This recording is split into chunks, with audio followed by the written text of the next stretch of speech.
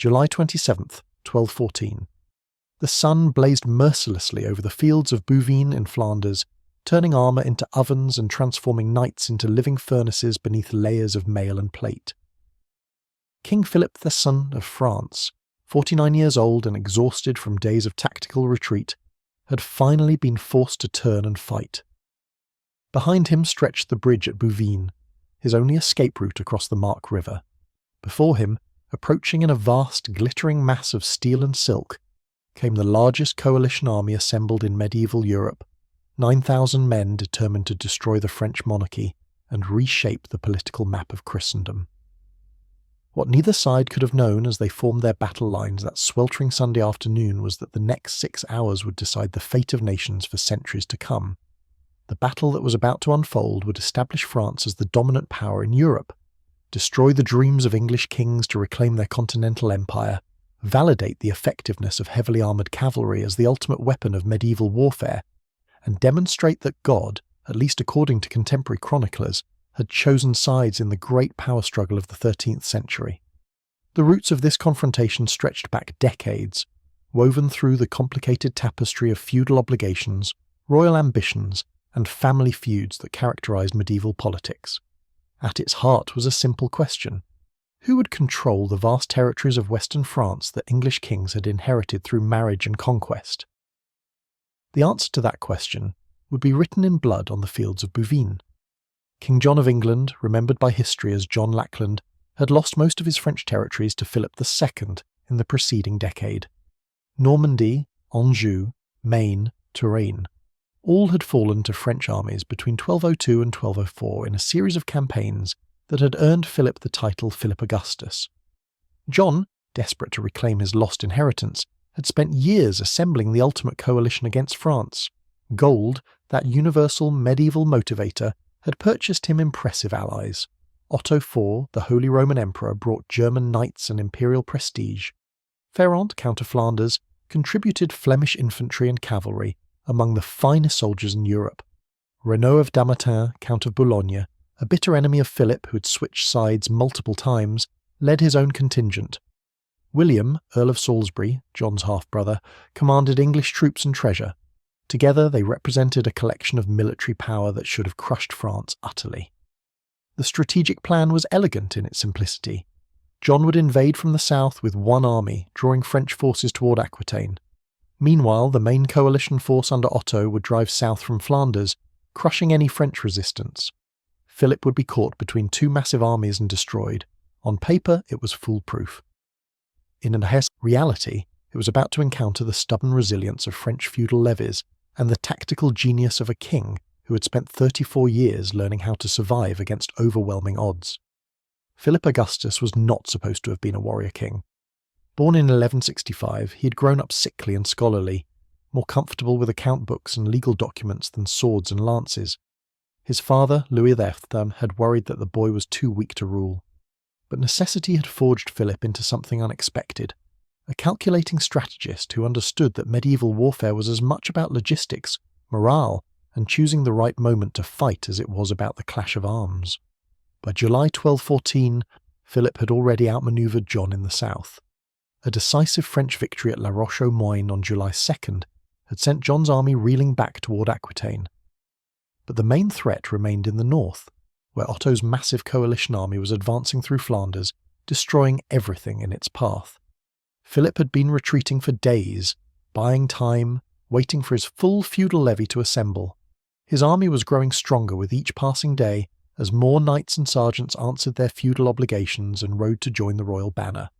On July 26th, Philip had been preparing to cross the bridge at Bouvines when his scouts brought alarming news.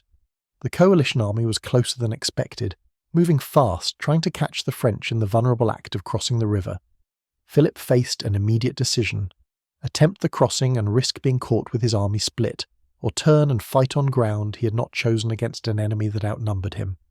Medieval kings did not make such decisions lightly. A defeat in battle could mean not just death but the destruction of the kingdom itself.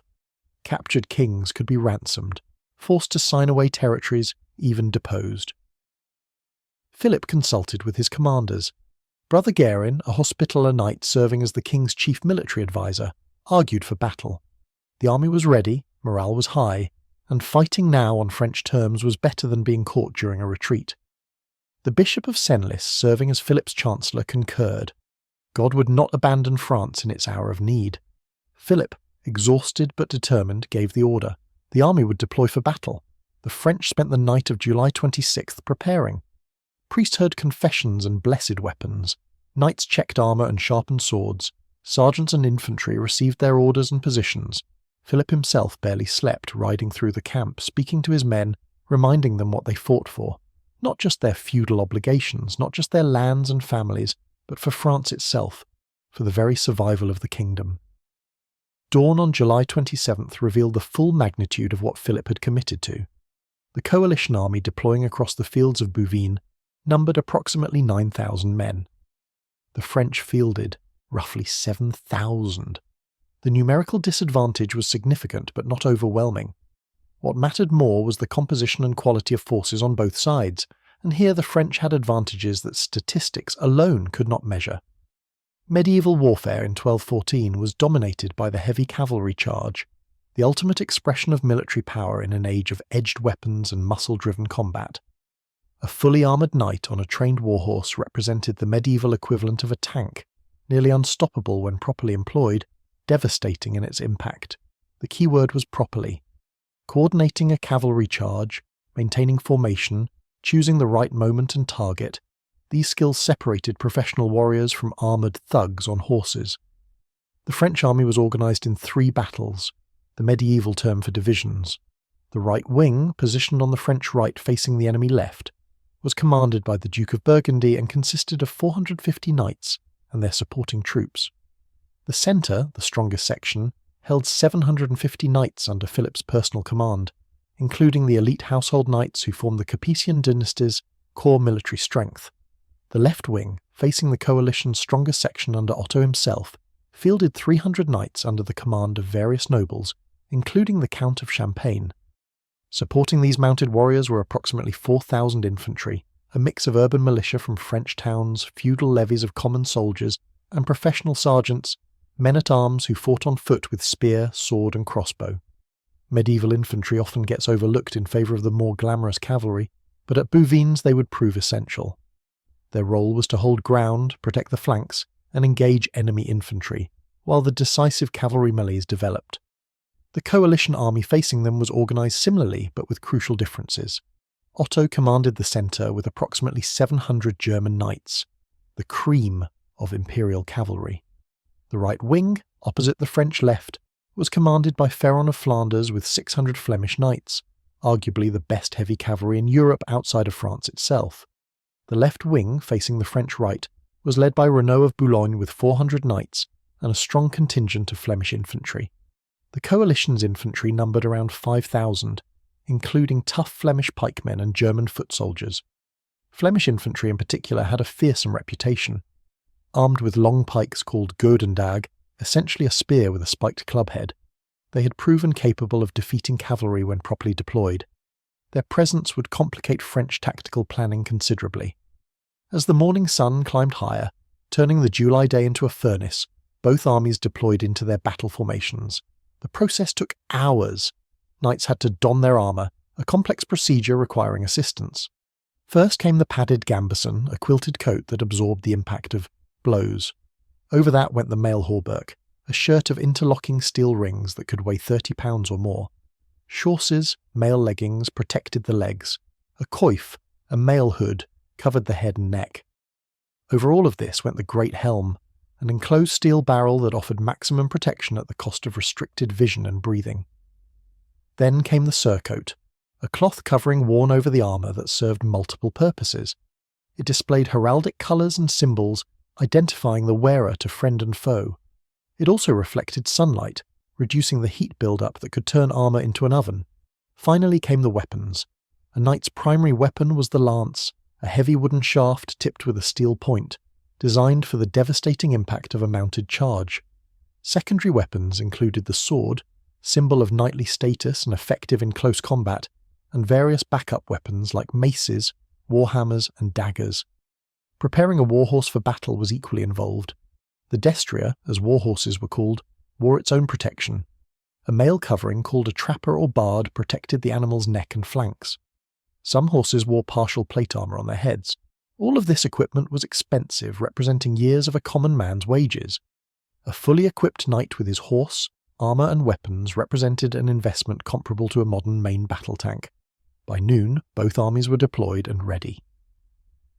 The distance between the battle lines was perhaps 400 yards, close enough to see individual faces and heraldic symbols, far enough that the charge, when it came, would build terrifying momentum. Medieval battles didn't begin with a starting signal. They developed organically as commanders assessed the situation, sought advantages, and gave orders to their immediate subordinates. The chaos and confusion of medieval command and control meant that battles often began piecemeal, with one section engaging while others waited.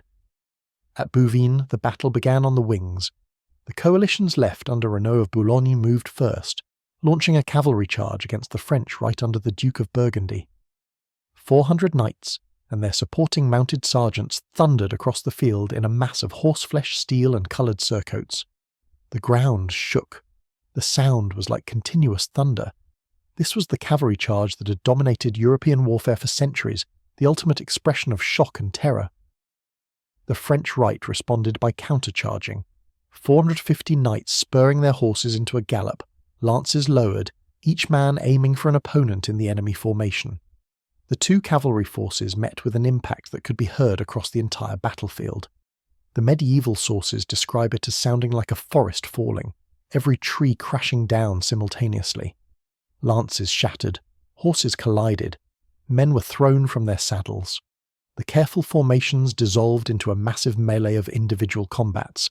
Medieval cavalry combat at this level was not the romanticized jousting of later literature.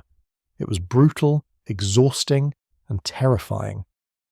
After the initial lance charge, assuming you survived it, combat devolved into close quarters fighting with swords, maces, and fists. Visibility inside a great helm was severely restricted.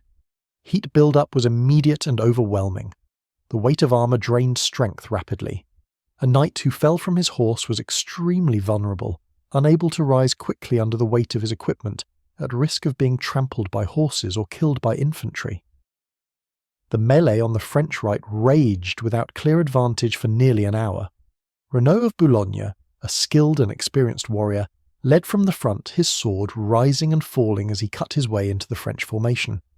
But the Duke of Burgundy's knights held firm, giving ground grudgingly, maintaining their cohesion. This was the critical factor in medieval cavalry combat. The side that maintained formation and mutual support typically prevailed. Isolated knights, no matter how skilled, could be overwhelmed by coordinated enemies. While the right wing struggled, the French left under the Count of Champagne faced an even more serious threat. Ferrand of Flanders, commanding the coalition right, had assembled the largest and most experienced cavalry force in the army, 600 knights who had been fighting together for years. When they charged the French left, which fielded only 300 knights, the numerical superiority was immediately apparent. The French left wing buckled under the impact. Knights were unhorsed, formations broke. For a critical moment it appeared the entire wing would collapse, exposing Philip's centre to a flanking attack that could decide the battle. Medieval battles were often decided by exactly this kind of cascade failure. One wing breaks, panic spreads, formations dissolve, and suddenly an entire army is running for its life. But the French left did not break completely. The Count of Champagne, fighting desperately to hold his men together, managed to maintain a core of resistance. More importantly, French infantry moved to support the struggling cavalry. Urban militiamen from French towns fighting to protect their homes and families formed defensive positions that slowed the Flemish advance. These were not professional soldiers, they were craftsmen, merchants and farmers who had answered the feudal levy. But they understood what defeat meant for France, and they stood their ground. The Flemish cavalry, having broken through the main French cavalry line, found themselves entangled with determined infantry. The advantage of cavalry against infantry in open field combat was significant but not absolute. Well-led infantry with good morale and proper weapons could slow or even stop cavalry, especially cavalry that had lost its cohesion in the initial charge. The Flemish knights, separated and disorganized, began taking casualties from French spears and crossbow bolts. This was the moment when Brother Guerin's tactical planning proved decisive. The Hospitaller Knight had positioned reserve forces behind the French left, specifically to counter a breakthrough. Now he committed them, 200 fresh knights crashing into the exhausted and disorganised Flemish cavalry. The impact stabilised the French left and turned the tide. Ferrand's seemingly decisive advantage evaporated as his knights found themselves fighting for survival rather than exploiting their breakthrough. While both wings struggled in massive cavalry melees, the centre of the battlefield witnessed the most dramatic and consequential action. Emperor Otto IV, commanding the coalition centre, made the decision to strike directly at Philip Augustus. The medieval custom was for royal and noble commanders to fight in the thick of battle, displaying their courage and inspiring their men. This meant that battles could be decided by single combat between leaders, a fact that terrified royal advisors and thrilled chroniclers. Otto's plan was straightforward: concentrate overwhelming force against Philip's position, kill or capture the French king, and the battle would end in immediate victory. With Philip dead or captured, French resistance would collapse. The kingdom might fragment. The Plantagenet and Imperial alliance would have achieved its objective without needing to conquer France piece by piece. It was a gamble that acknowledged medieval military reality. Capture the king, win the war.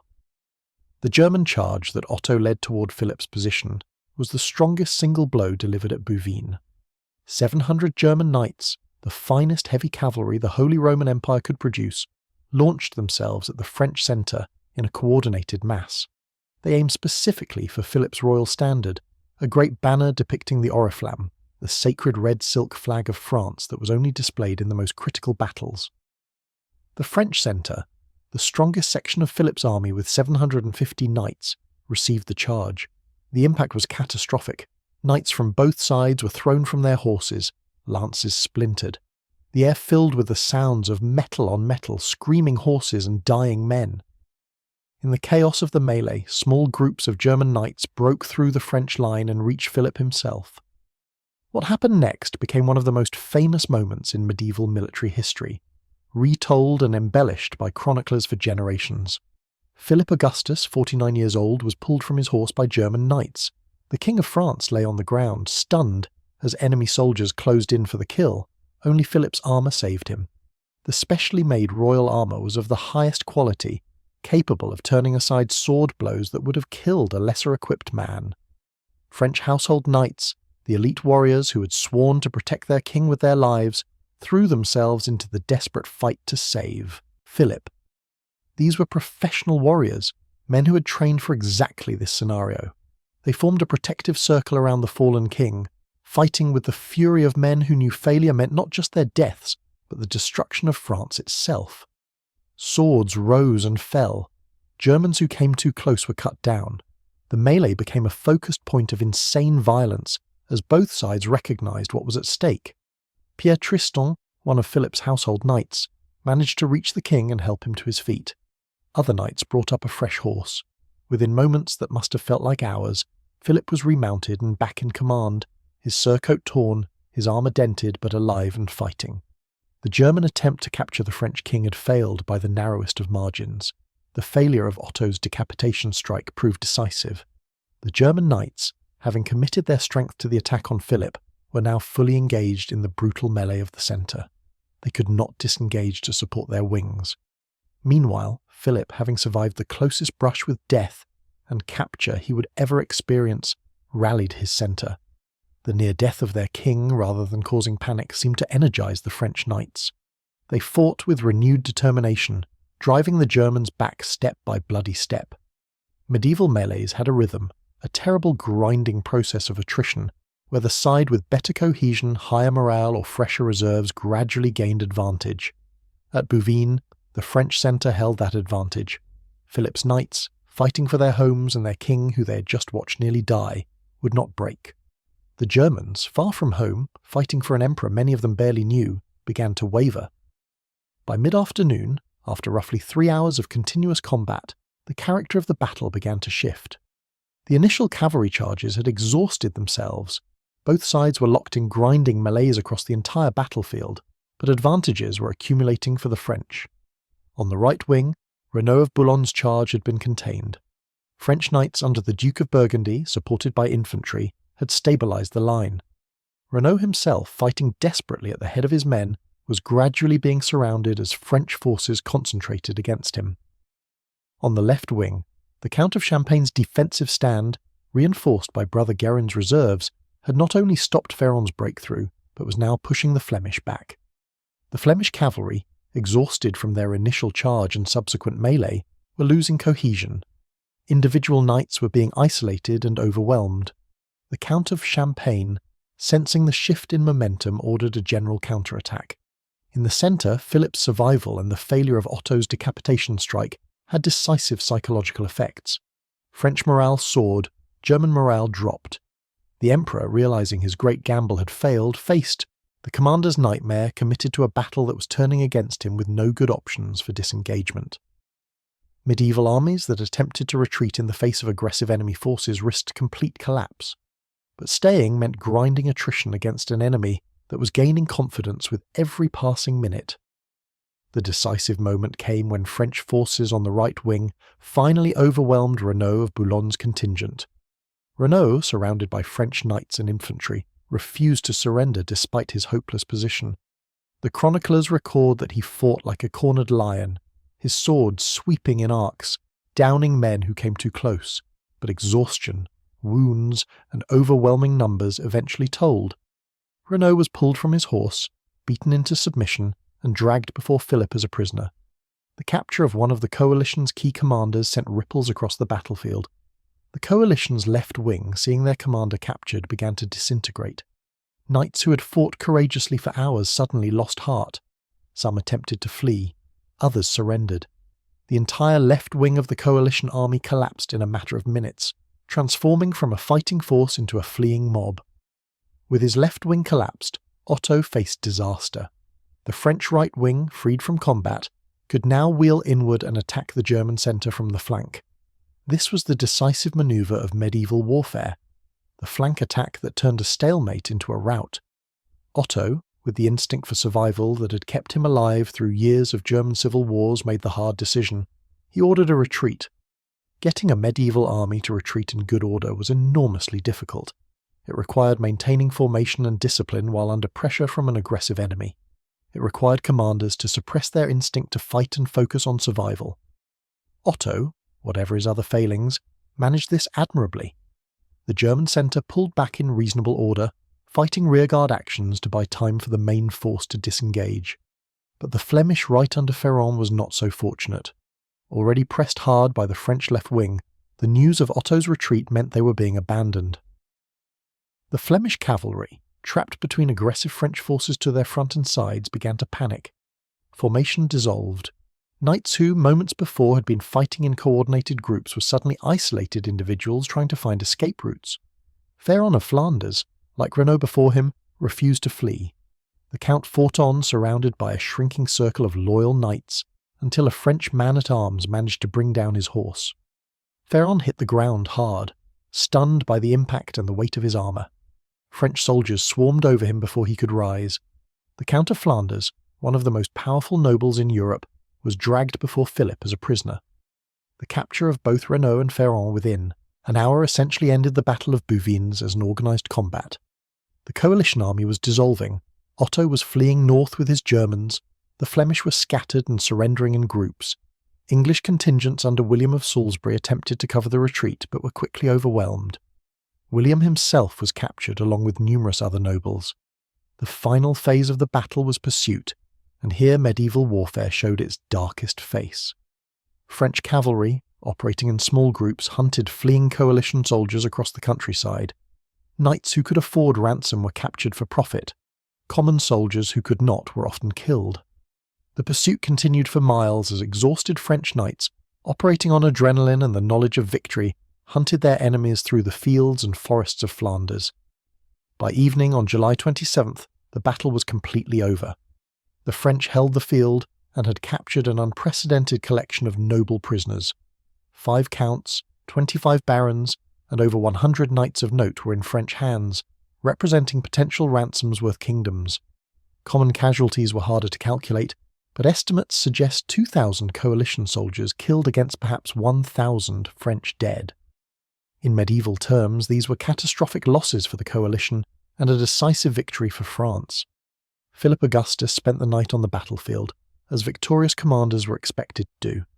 Priests moved among the dead, administering last rites and identifying bodies. Wounded soldiers were carried to field hospitals, where medieval surgery, primitive but not entirely ineffective, attempted to save those who could be saved. The king himself was exhausted, bruised, and still processing how close he had come to death and how completely the situation had reversed. The immediate military consequences of Bouvines were clear.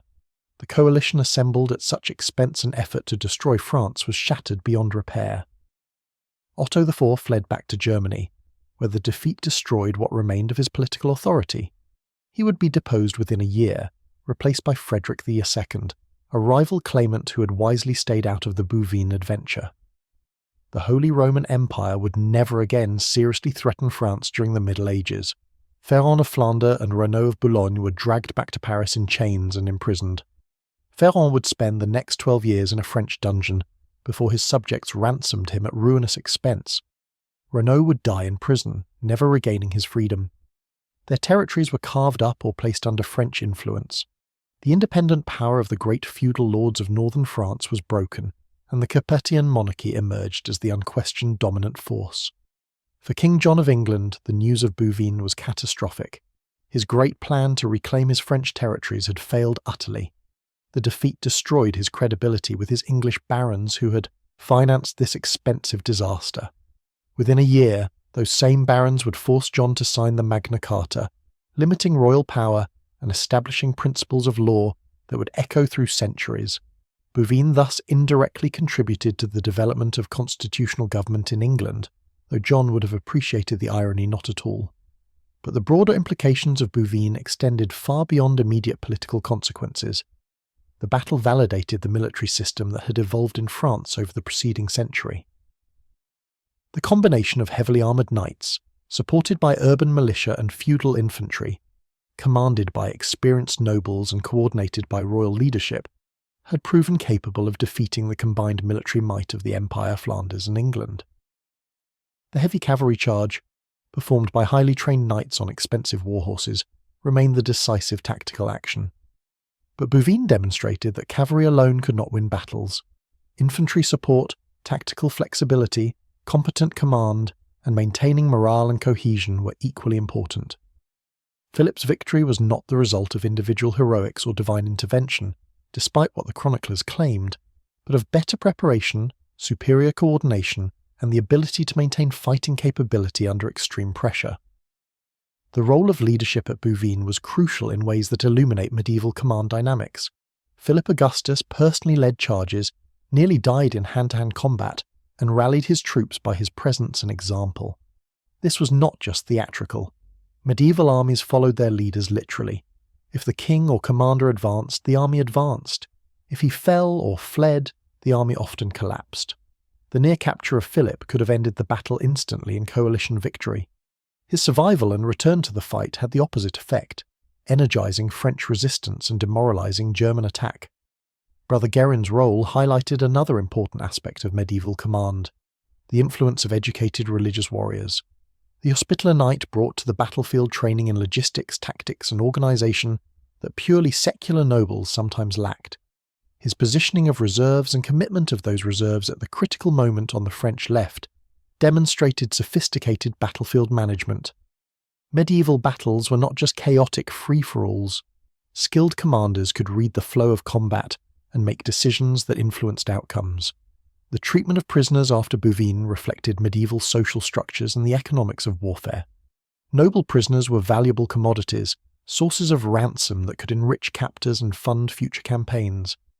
They were generally treated well, housed comfortably, and eventually released when their families paid. Common soldiers had no such value. Those who were captured might be enslaved, held for minor ransom if their families could pay, or simply released to walk home. Those who died on the field were buried in mass graves with minimal ceremony. The chronicles of Bouvines, written in the years following the battle, transformed the event into legend. French chroniclers portrayed it as divine judgment, proof that God favoured France and her king. Philip was depicted as a new Charlemagne, a warrior king defending Christendom, The near capture became a miracle of divine intervention. The victory was proof of French righteousness. These accounts, while valuable historical sources, must be read with understanding of their purpose. They were propaganda, designed to legitimize royal authority and celebrate French power.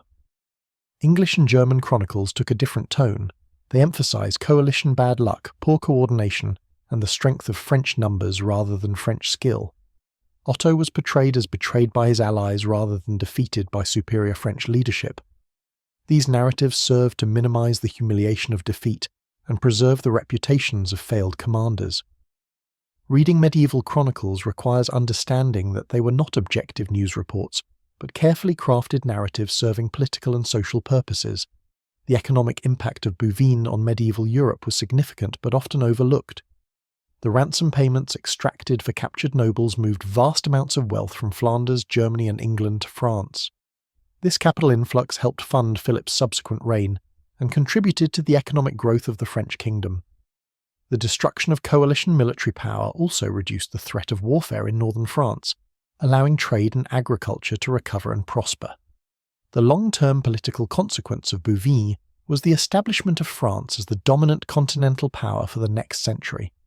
The Capetian dynasty, secure in its authority after the victory, would expand French territory, develop more sophisticated royal administration, and create the political structures that would eventually evolve into the French nation-state. Without Bouvines, French history and indeed European history might have developed very differently. The battle also influenced military thinking and tactics. The combination of tactics employed at Bouvines, coordinated cavalry charges, infantry support, use of reserves, and flexible battlefield command would become the model for medieval warfare for the next century.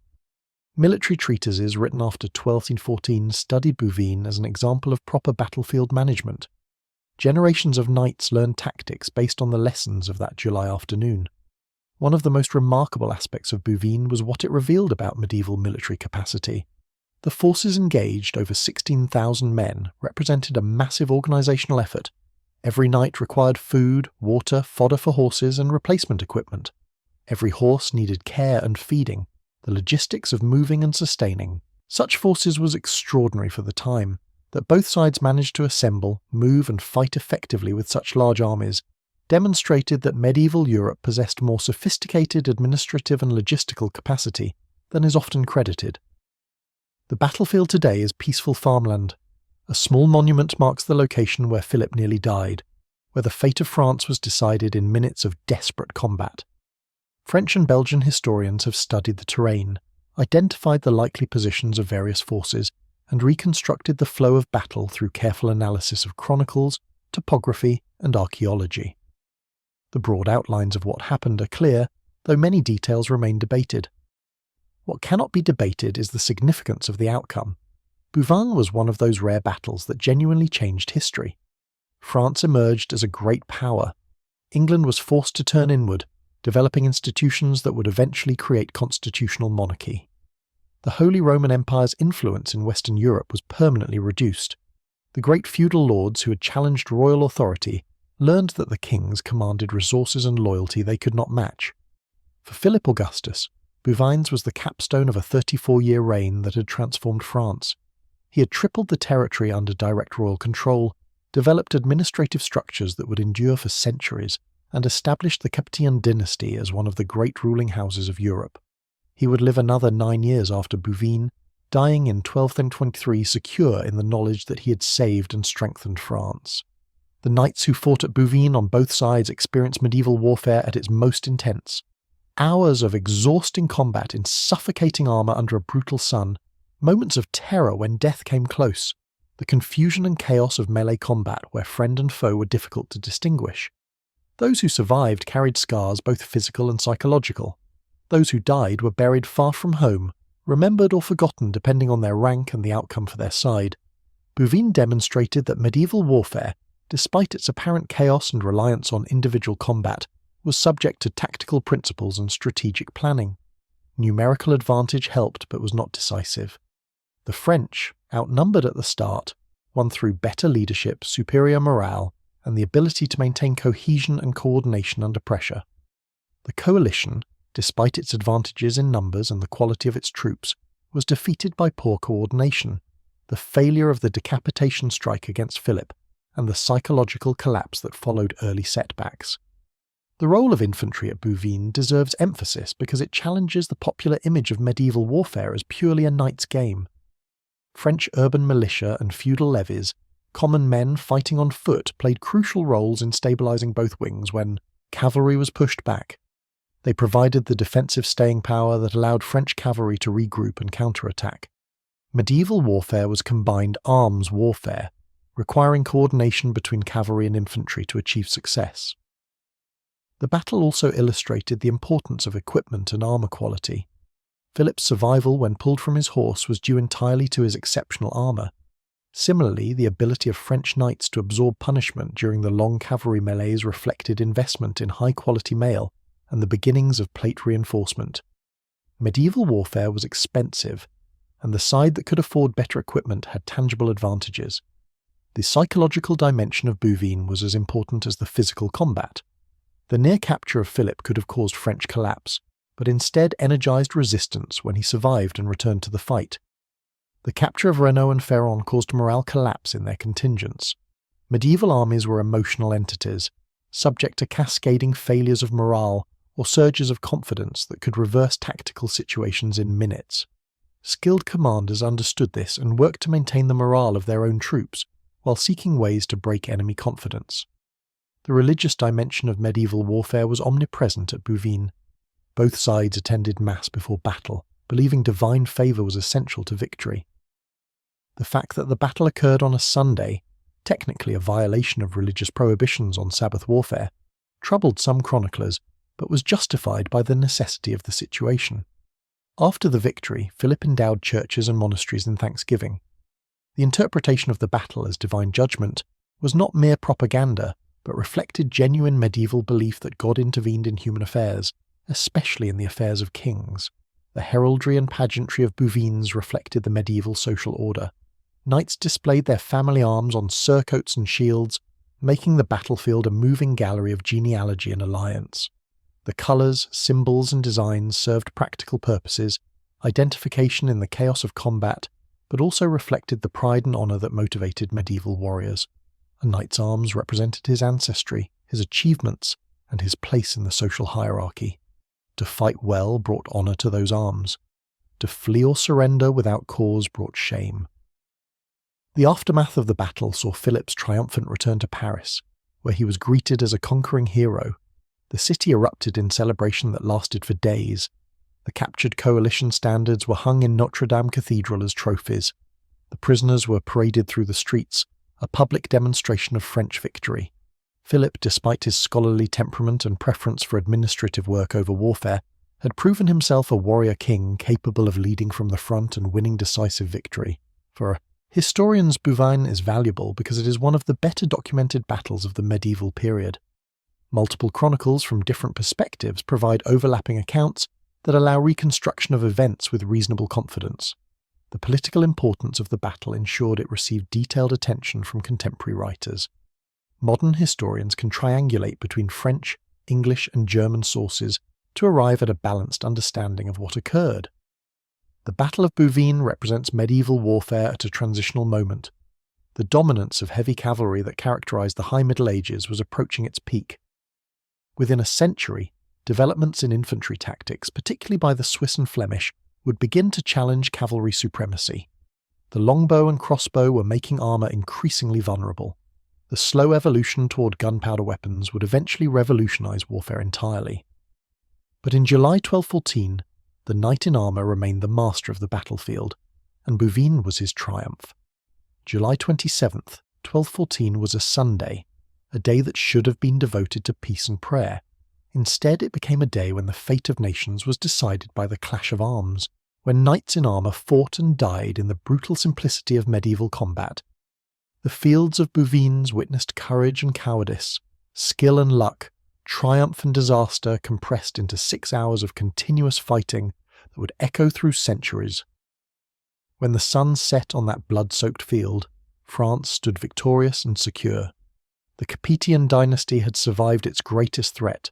The map of Europe had been redrawn, not by diplomacy or marriage, but by the oldest method, trial by battle, and for those who believed that God determined the outcomes of such trials, the verdict was clear. France had been judged righteous, her king validated, her enemies scattered. The age of knights had found its perfect expression at Bouvines, where heavily armoured warriors on powerful horses had decided the course of history through skill, endurance, and the willingness to risk everything in a single afternoon of combat. The prisoners taken at Bouvines represented a cross-section of medieval European nobility, and their fates illustrated the complex social and economic relationships that governed warfare in the 13th century. Ferrand of Flanders, one of the most powerful territorial magnates in Europe, was imprisoned in the Louvre Tower in Paris, the same fortress that would later become one of the world's great museums. His captivity was not the dungeon of popular imagination. He was housed in reasonable comfort, allowed servants, permitted to receive visitors, and treated with the respect due his rank. But he was absolutely not free. The iron cage in which some chronicles claim he was kept was likely propaganda, a symbolic representation of his captivity rather than literal fact. The ransom demanded for Ferrand was astronomical, 50,000 livres, a sum that required his subjects in Flanders to impose special taxes for years. The negotiation of his ransom involved complex diplomacy. His wife, Joanna of Constantinople, worked tirelessly for his release, travelling between Flanders and Paris, negotiating with Philip, attempting to raise the necessary funds. The economic impact on Flanders was severe. The county's prosperity, built on textile manufacturing and trade, was strained by the ransom payments and the loss of their count's leadership during critical years. Renaud of Boulogne faced a harsher fate. Philip Augustus hated him with particular intensity. Renaud had switched sides multiple times during the conflicts between France and England, violating feudal oaths and, in Philip's view, basic honour. After Bouvines, Philip refused all ransom offers for Renaud. The Count of Boulogne would die in prison in 1227, having spent 13 years in captivity. His fate served as a warning to other nobles about the consequences of betraying the French crown. Medieval politics operated on personal relationships and concepts of honour. Renaud had violated these norms repeatedly, and Philip made an example of him. William Longsword, Earl of Salisbury and half-brother to King John of England, was eventually ransomed and returned to England. But the defeat haunted him.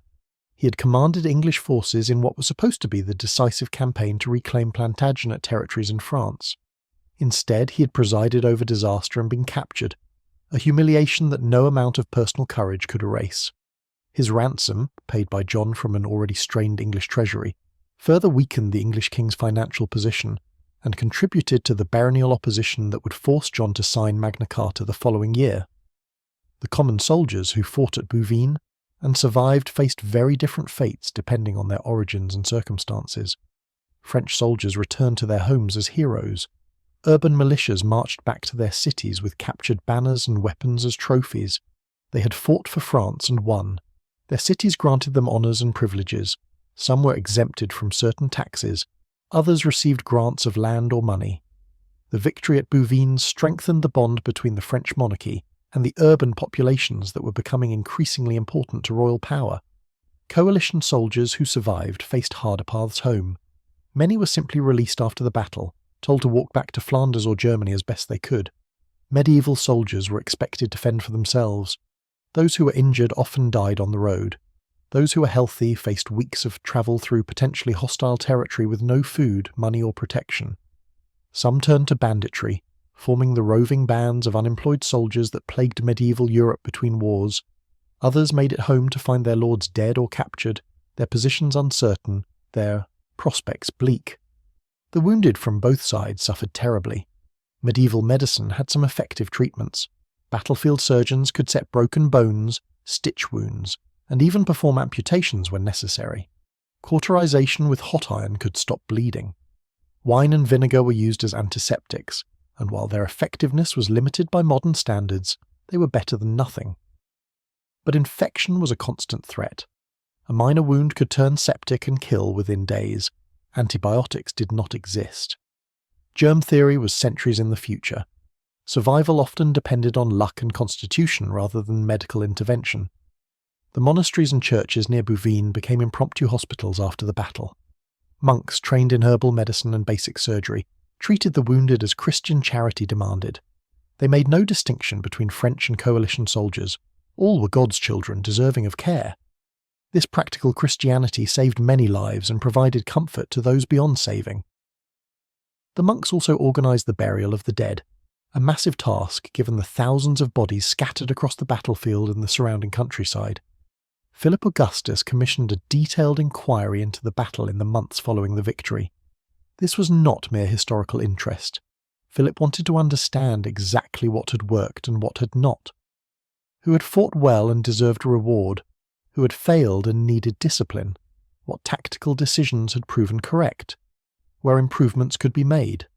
The resulting reports, fragments of which survive in various archives, provide some of the most detailed information we have about medieval battle tactics and the actual conduct of combat.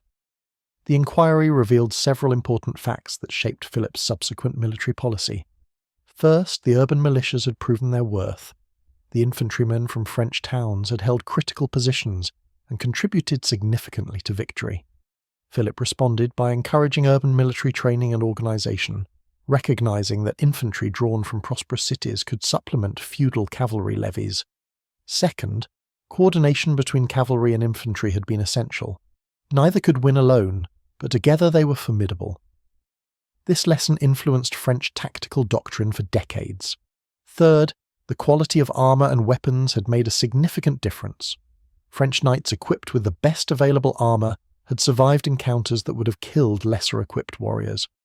Philip increased royal investment in armouries and encouraged his nobles to invest in quality equipment. The economics of medieval warfare meant that better equipment often determined survival and victory. Fourth, leadership at all levels mattered enormously. The presence of capable commanders like Brother Guerin, the Duke of Burgundy, and the Count of Champagne had allowed French forces to respond flexibly to changing battlefield conditions. The diplomatic consequences of Bouvines rippled across Europe for years. The defeat destroyed Otto IV's position as Holy Roman Emperor. His rival, Frederick II, who had stayed out of the anti-French coalition, was now positioned to claim the imperial throne with papal support. Frederick, one of the most remarkable figures of the medieval period, would go on to rule the empire for decades, creating a sophisticated court culture in Sicily and challenging papal authority. His rise to power was directly enabled by Otto's defeat at Bouvines. In England, the political situation deteriorated rapidly for King John. The barons who had financed the failed continental campaign were furious. They had paid heavy taxes and provided military service for a venture that had achieved nothing except the capture of English nobles and the complete loss of remaining continental territories. The failure at Bouvines, combined with John's other political and military failures, created the political crisis that led to Runnymede and Magna Carta in June 1215, exactly 1 year after the battle. The Magna Carta, while not primarily about military matters, was partly a response to the military disasters of John's reign. The barons demanded legal limitations on royal power specifically because John had abused that power in pursuing wars that benefited him but damaged the kingdom. The failure at Bouvines thus contributed indirectly to the development of constitutional principles that would, over centuries, evolve into modern democratic governance. Medieval battles had consequences that extended far beyond the battlefield. In Flanders, the capture of Count Ferrand created a power vacuum that France was quick to exploit. Philip imposed terms on Flanders that reduced its independence and brought it more firmly into the French sphere of influence. Flemish cities, among the wealthiest and most sophisticated in Europe, found themselves dealing with French royal officials and paying French taxes. The proud independence that Flemish towns had enjoyed was curtailed. This created resentments that would simmer for generations and contribute to future conflicts between France and Flanders. The military reputation of French arms was enormously enhanced by Bouvines. Before 1214, French military capability was respected but not feared. England, the Empire, and various powerful nobles had all felt capable of challenging French power militarily. After Bouvines, France was recognised as the dominant military power in Western Europe.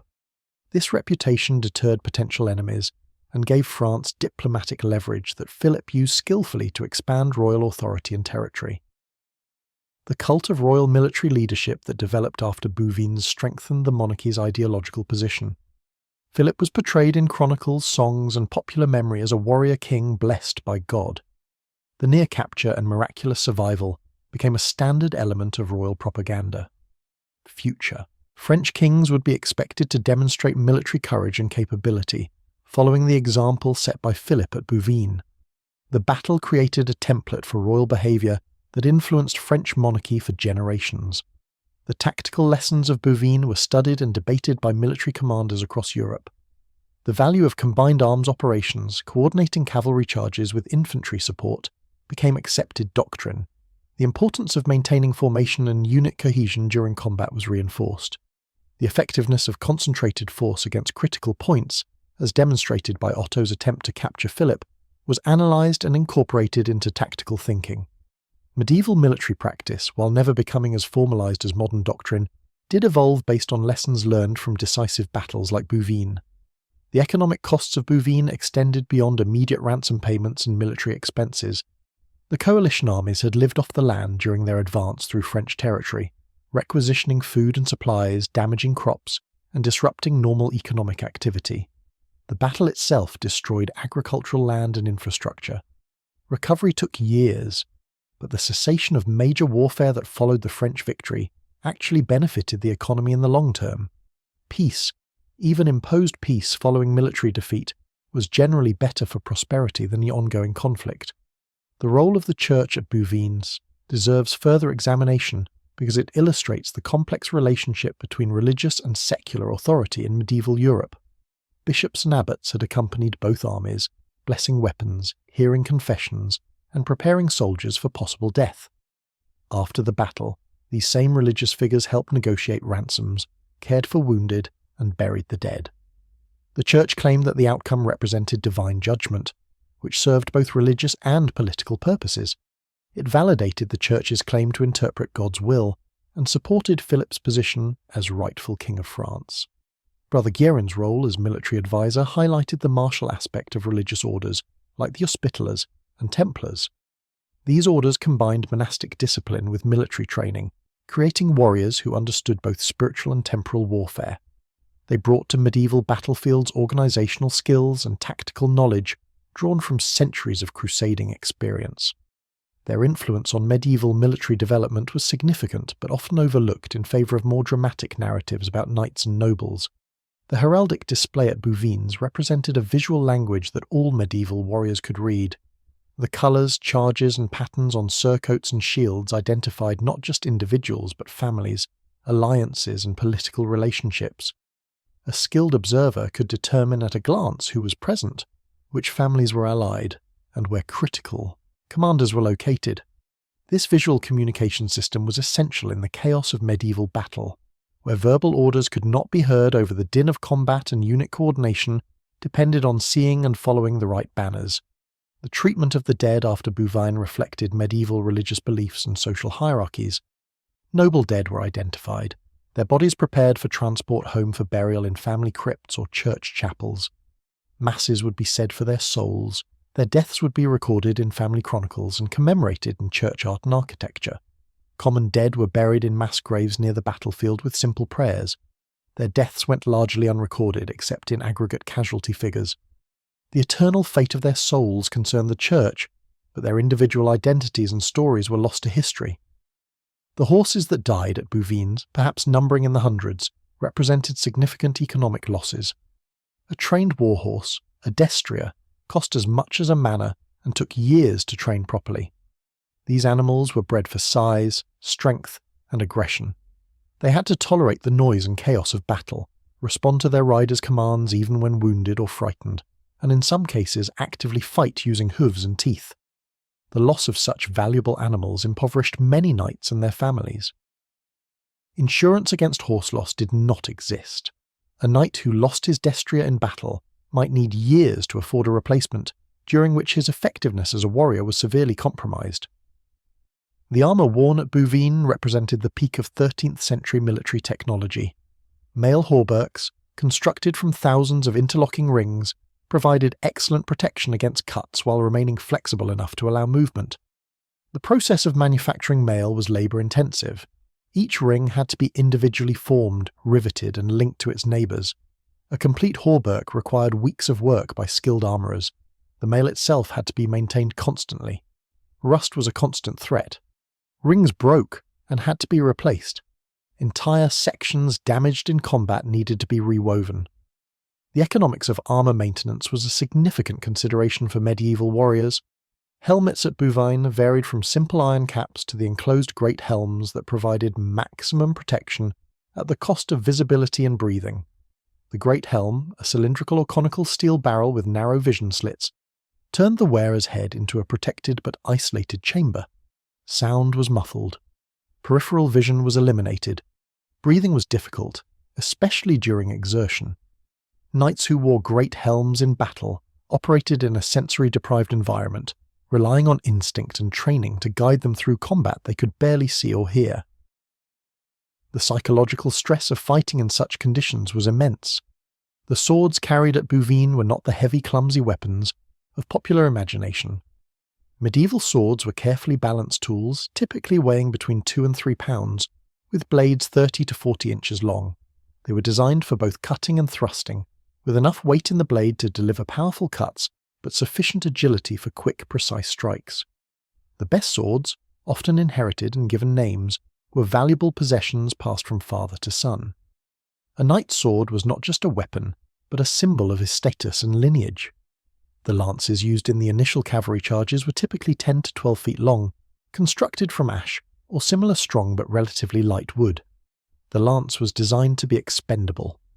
After the initial charge and impact, which usually shattered the lance, the knight would draw his sword for continued combat.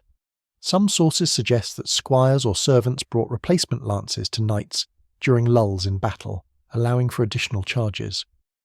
The economics of lance production was less burdensome than armour or swords, since wood was relatively inexpensive and the construction relatively simple. The logistics of feeding and watering thousands of men and horses before, during and after the battle required sophisticated organisation. Armies travelled with supply trains, long columns of wagons carrying food, fodder, weapons, spare equipment, and tools. Foraging parties spread out from the main army to requisition supplies from the countryside, often simply taking what they needed regardless of the wishes of local farmers. An army of 7,000 men with perhaps 3,000 horses required enormous quantities of food and water daily. The strain on local resources wherever an army passed was severe. The role of non-combatants in medieval warfare is often overlooked but was essential. Squires, servants, grooms, cooks, physicians, priests and camp followers formed a substantial population around any medieval army. These individuals maintained equipment, cared for horses, prepared food, tended wounded, and performed countless other tasks necessary for military operations. Their numbers often equalled or exceeded the actual fighting men.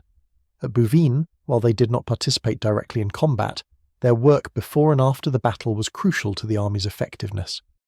The psychological aftermath of battle affected everyone involved differently. Knights who had fought bravely and survived returned home as heroes, their reputations enhanced, their social standing elevated. Those who had shown cowardice or fled faced shame and social ostracism. For common soldiers, survival was often victory enough. They had faced death and lived. But many suffered what we would now recognise as post-traumatic stress. Medieval people had no concept of PTSD, no treatment for psychological wounds. Soldiers who returned home changed, haunted by memories of combat, simply had to cope as best they could. Philip Augustus spent the remaining 9 years of his reign consolidating the advantages won at Bouvines. He continued expanding royal authority, developing administrative structures that would make France the most effectively governed kingdom in Europe. The financial resources generated by his efficient government funded further military operations and building projects. The prestige earned at Bouvines gave him moral authority to intervene in disputes between his nobles and impose royal justice even in areas that had traditionally been beyond royal reach. The propaganda value of Bouvines was exploited thoroughly by French chroniclers and poets. Songs celebrating the victory circulated throughout France. Illuminated manuscripts depicted the battle with Philip at the centre, fighting heroically. Churches displayed captured coalition banners as proof of divine favour for France. These efforts at shaping public memory were conscious political acts designed to strengthen royal authority and create a sense of French national identity centred on the monarchy. The architectural legacy of Bouvines can be seen in churches Philip founded or endowed in thanksgiving for victory. These buildings, constructed in the Gothic style that was revolutionizing European architecture, served as permanent monuments to French victory. Their stained glass windows depicted battle scenes. Their stone carvings showed French knights in triumph. Every time parishioners attended Mass, they were reminded of the great victory and the king who had achieved it. The education of future French kings included the study of Bouvines as an example of proper kingship. Royal tutors taught princes that Philip had demonstrated the essential qualities of medieval kingship: personal courage, tactical intelligence, devotion to realm, and reliance on divine favour. The battle became a teaching tool, its lessons adapted and sometimes distorted to fit the political needs of later generations.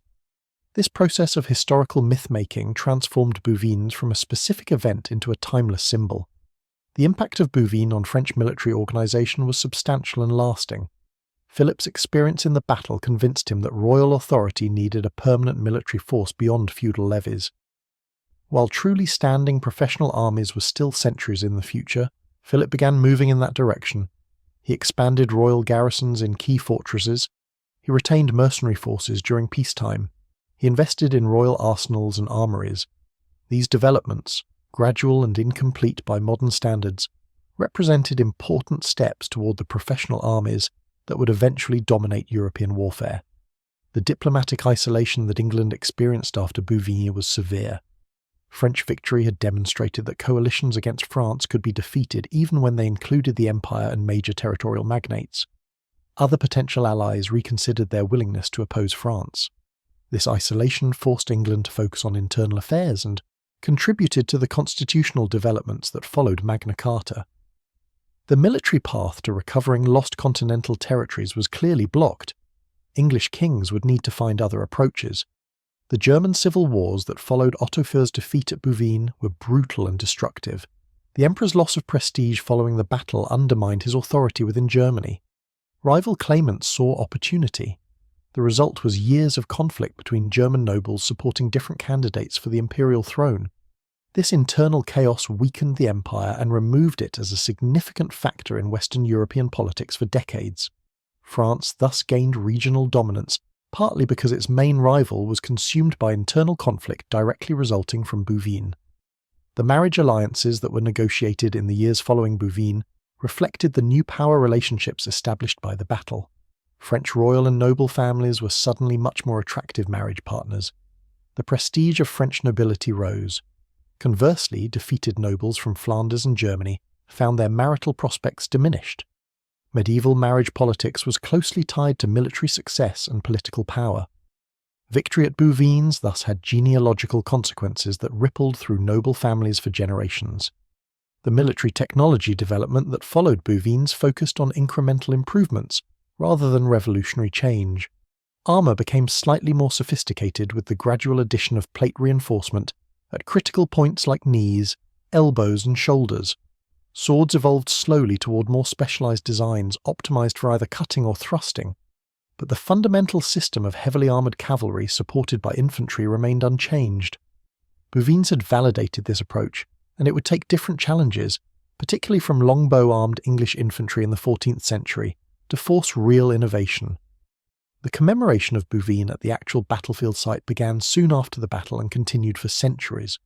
A chapel was erected where Philip had nearly been captured, dedicated to thanksgiving for his survival and French victory. Annual services commemorated the battle. Pilgrimages to the site became common. The battlefield itself became sacred space, transformed from farmland where men fought and died into a place of memory and religious significance. This transformation of battlefields into commemorative landscapes was common in medieval Europe. The financial records from Philip's reign show the enormous costs of Bouvines despite French victory. Paying and equipping the army, rewarding knights who had fought well, compensating towns for the service of their militias, all required substantial expenditure. But the ransoms received from captured coalition nobles more than offset these costs. Bouvines was, from a purely financial perspective, profitable for France. This economic reality reinforced the medieval practice of ransom. Capturing wealthy enemies alive was financially preferable to killing them. The evolution of French royal authority that accelerated after Bouvines included the development of more sophisticated taxation systems. Philip needed money to maintain his expanded power and fund future military operations. He developed royal taxes that reached deeper into the French economy than ever before. These taxes, while resented, were tolerated because Philip's military success had proven his effectiveness as a ruler. Victory legitimized taxation in ways that defeat never could.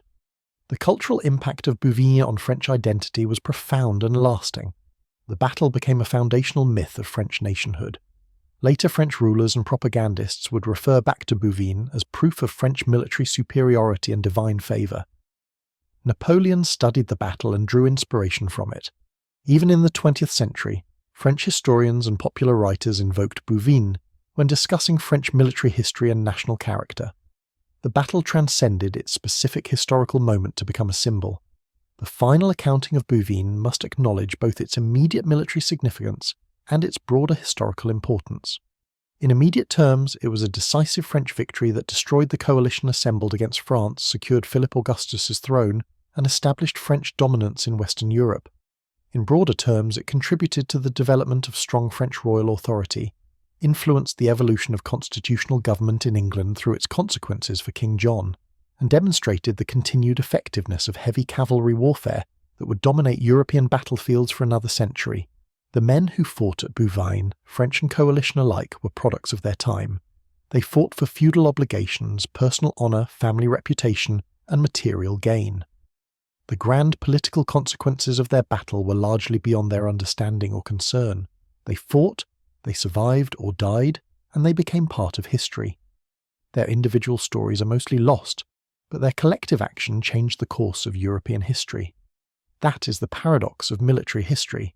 Individual actions by anonymous people sometimes matter more than all the plans of kings and generals.